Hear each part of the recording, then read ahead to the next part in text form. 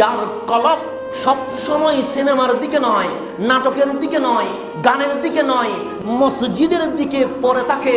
ফজরের নামাজ আদায় করলো, চলে গেল চাকরিতে, মন বলছে জোহর কখন হবে। জোহরের নামাজ আদায় করলো, চলে গেল আপন কাজে, কিন্তু মন বলতে লাগলো আসরের নামাজ কখন পড়বো।